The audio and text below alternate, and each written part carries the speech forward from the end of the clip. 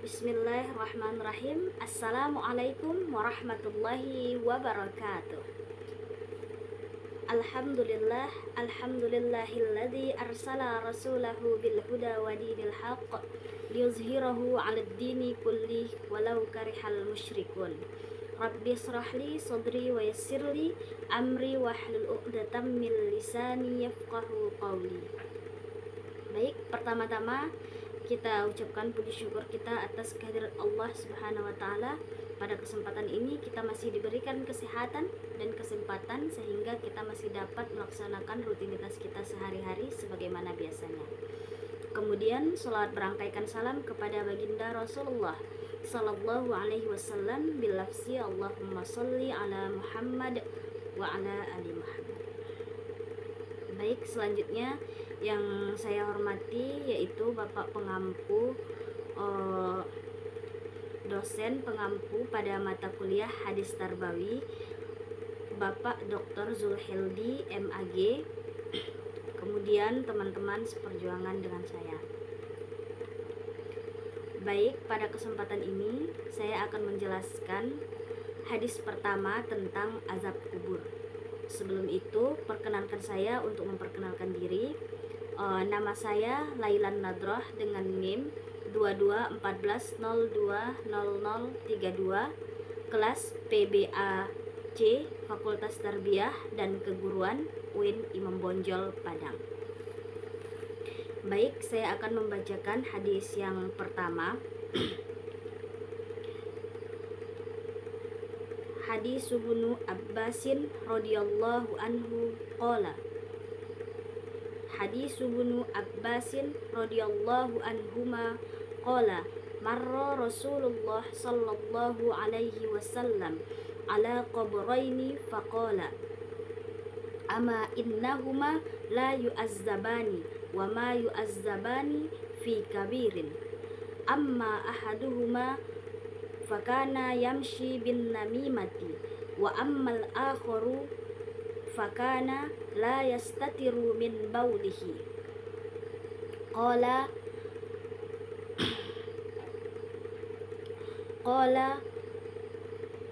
fada'a bi asibin ratbin fashaqqahu bisnaini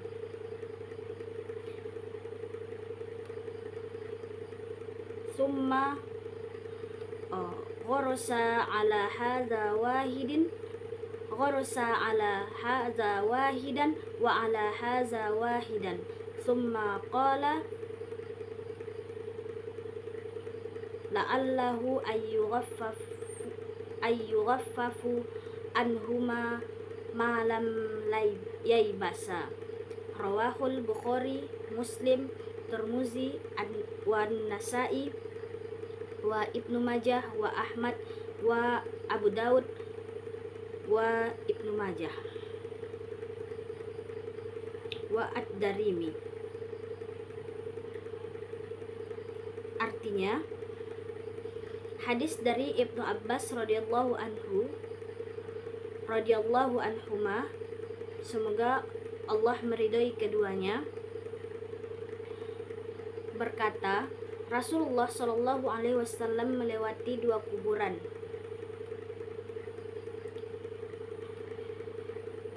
Rasulullah bersabda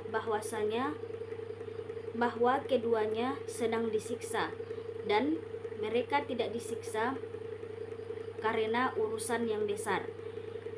Adapun yang pertama disiksa karena namimah atau mengadu domba, dan yang lain atau yang kedua dia disiksa karena tidak bersuci dari baulnya. Kemudian Rasulullah memerintahkan untuk mengambil dua ranting kurma yang masih basah daunnya. Kemudian beliau membaginya menjadi dua dan ditancapkan pada masing-masing kuburan tersebut. Kemudian beliau berkata, semoga Allah meringankan siksanya selama ranting itu tumbuh. Baik, itulah hadis dan terjemahannya. Selanjutnya saya akan menjelaskan tentang arti perkata dari hadis tersebut. Hadis Ibnu Abbasin, hadis dari Ibnu Abbas radhiyallahu anhuma, semoga Allah meridhai keduanya. Qala, dia berkata, marra Rasulullah sallallahu alaihi wasallam, Rasulullah sallallahu alaihi wasallam melewati ala qabraini, dua kuburan. Faqala, maka dia berkata, Rasulullah sallallahu alaihi wasallam, amma innahuma, adapun sesungguh keduanya, la yu'azzabani, sedang diazab, wa ma yu'azzabani, dan keduanya tidak diazab, fi kabirin, dalam urusan yang besar. Amma ahaduhuma, adapun yang pertama, fakana yamsi bin namimati, adalah dia yang disiksa karena namimah atau mengadu domba. Wa ammal akharu, dan adapun yang lain, fakana, dia adalah la yastatiru, dia tidak bersuci, min baulihi, dari baulnya. Qala, berkata Rasulullah sallallahu alaihi wasallam, fada'a bi asibin ratbin fasyaqqahu bisnaini, untuk mengambil ranting kemudian dibagi untuk menjadi dua.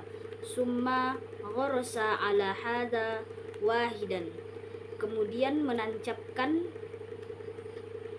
di atas salah satunya. Wa ala hadza wahidan, dan yang satunya lagi. Summa qala, kemudian berkata, la'allahu, semoga dia, ayyughaffafu, diringankan, anhuma, atas keduanya, malam yaibasa, selama ranting kayu itu hidup atau basah.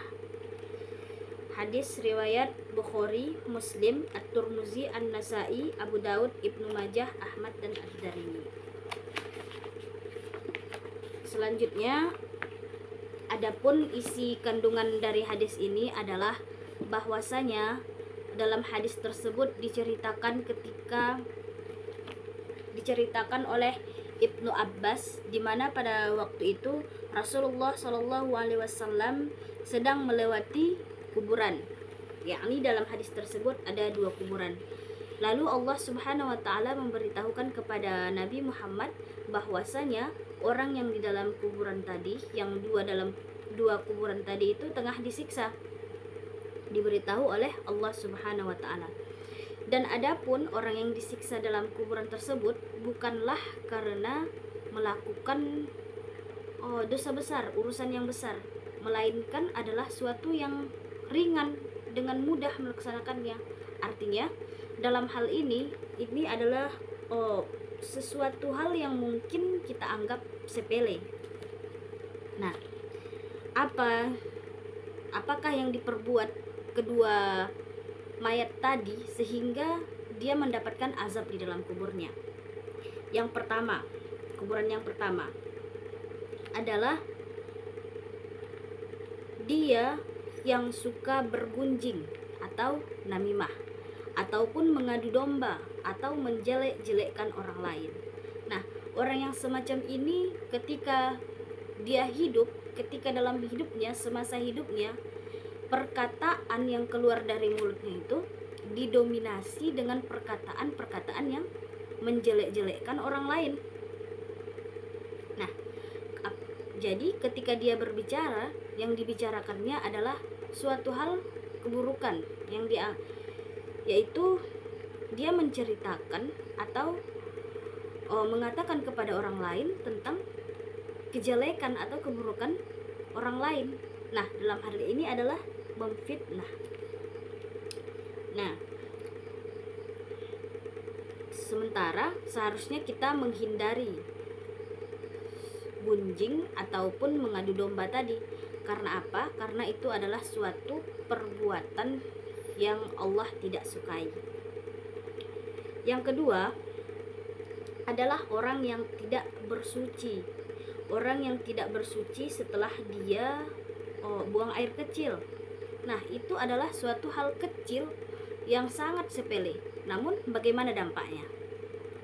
Dalam hadis tersebut dikatakan bahwa mereka disiksa, mendapatkan azab di dalam kubur. Nah, itulah tadi dua dosa ataupun penyebab yang menyebabkan seseorang itu mendapatkan azab ketika di dalam kubur, hanya karena hal yang sepele menurut kita.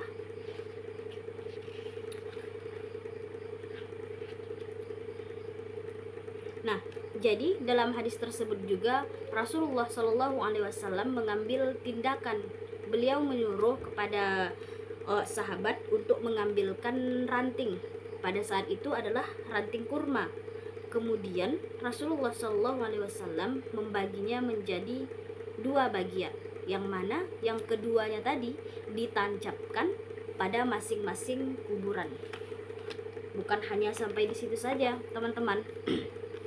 Tapi Rasulullah Shallallahu Alaihi Wasallam juga mendoakan agar supaya azab mereka itu dimudahkan atau diringankan oleh Allah Subhanahu wa taala selama ranting kayu itu hidup. Nah, dari hadis ini jugalah orang-orang pada saat sekarang ini mengambil pelajaran. Nah, kan banyak kita melihat pada TPU tempat pemakaman umum itu, ketika orang sudah meninggal maka akan ditanami pohon-pohon kecil di atasnya. Nah, itu fungsinya untuk apa? Berdasarkan hadis ini, dalam hadis ini kita mengambil ibrah ataupun pelajaran bahwasanya ketika kita menanam pohon-pohon tersebut di atas kuburan, maka pohon itu akan bertasbih memuji Allah Subhanahu wa taala. Dan kita berharap semoga dengan tasbihnya pohon-pohon tadi dapat meringankan siksa orang yang berada dalam kubur. Namun itu adalah sebuah pengharapan, bukan yang pasti ya teman-teman.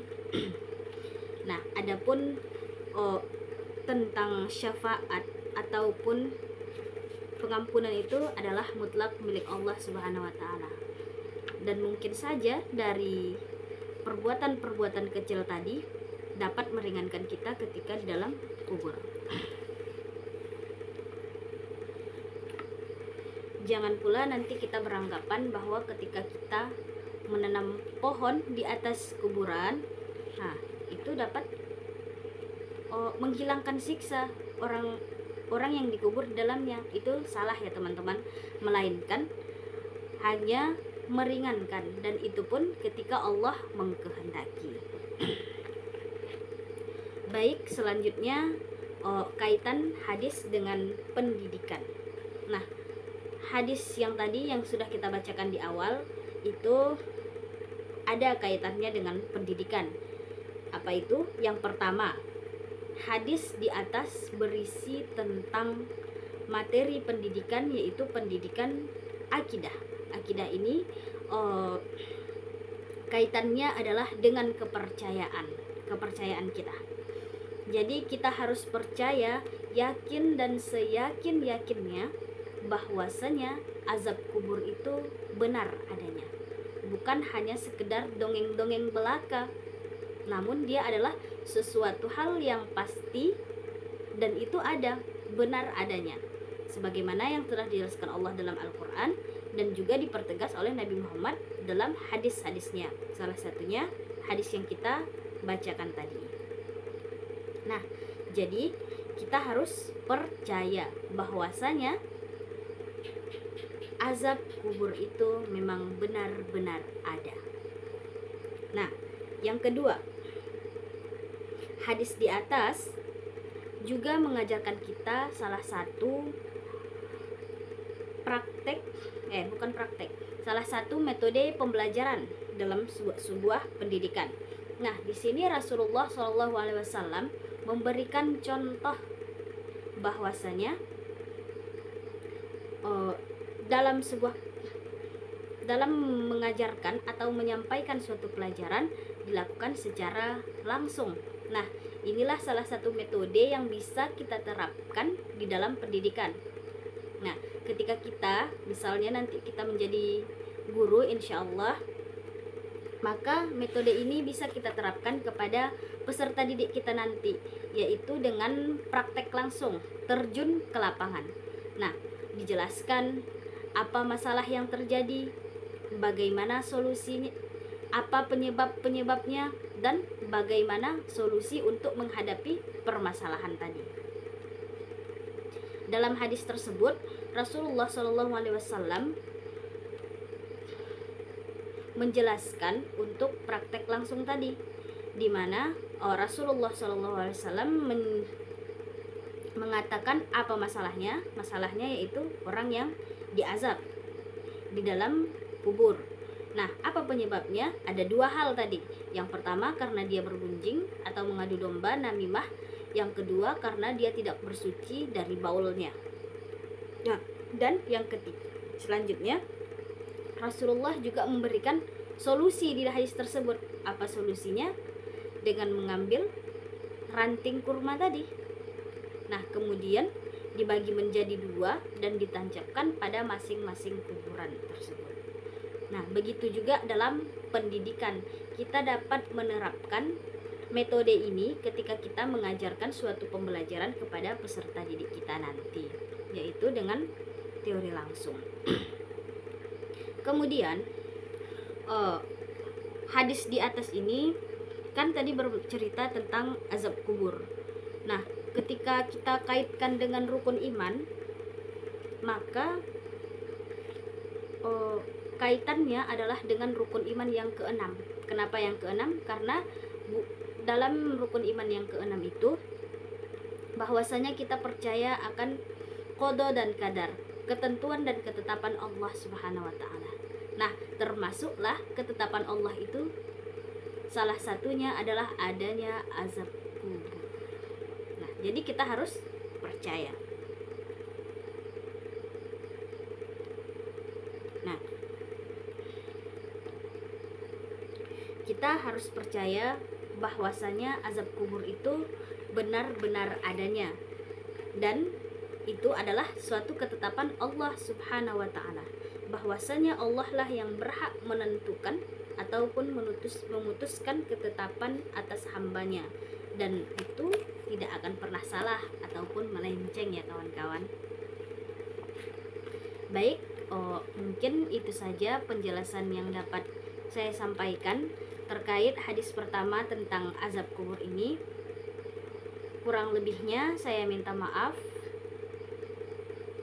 Saya akhiri dengan alhamdulillahirabbil alamin. Wassalamualaikum warahmatullahi wabarakatuh.